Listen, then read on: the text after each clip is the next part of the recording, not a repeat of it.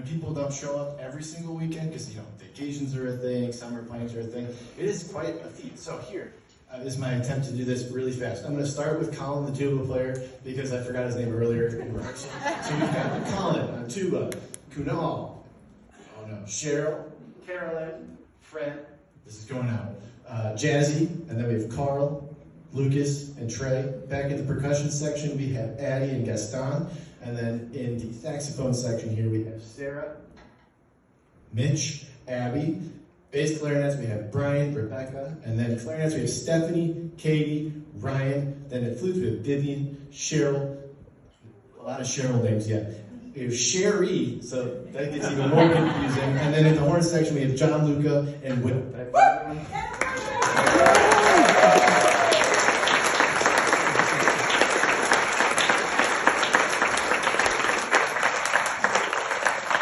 I don't know that deserved that much applause, but thank you, I appreciate it. So without further ado, I'll let Giovanni introduce the last piece, but I just want to say thank you again from the bottom of my heart to everyone that showed up today, musicians and audience members alike.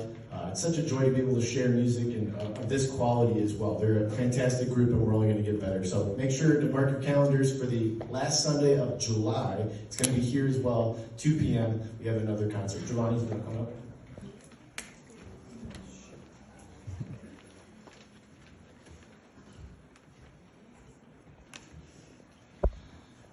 Other than the fact that Sousa's Thunderer was undoubtedly a Mason, his identity may never be revealed. The Thunderer March was dedicated to Columbia Camaraderie, number 2 Knights Templar of Washington, D.C., and it was composed on the occasion of the 24th Triennial Conclave of the Grand Encampment. The conclave was held on October 1889 and was sponsored by the Columbia Camaraderie. Number 2, Sousa had been knighted in that organization 3 years earlier. The Thunderer was Miss Sousa's favorite march. This was revealed by her daughter Helen, who also surmised that the Thunderer may have been her father's salute to the London Times, which was known as the Thunderer. It was since been then that Sousa probably had no association with the newspaper at the time. However, the Thunderer might have been one of the men in charge of making the engagements for the 1889 conclave, in particular, Myron M. Parker, who worked tirelessly to make the event a great success, right? Adolf von Schnitzelmeiser, as a tuba player in Sousa's band, is also often quoted as saying, before the performance of a piece like that, Thunderer, hope you take her out to dinner first. Sorry. I didn't check his notes ahead of time. Can we give a round of applause to Giovanni?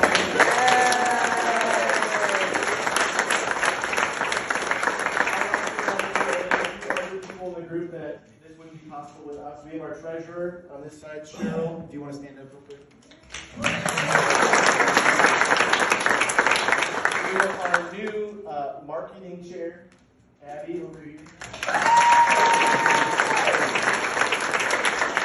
We have a secretary whose job is very, very important because he sends out all of the emails and communication. Without him, none of these people would show up every week. So we appreciate him. Unfortunately, he's not here, but let's give a round of applause for Kyle. And I think he's sitting, there he is. Steve Henriksen is our president. So give him a round.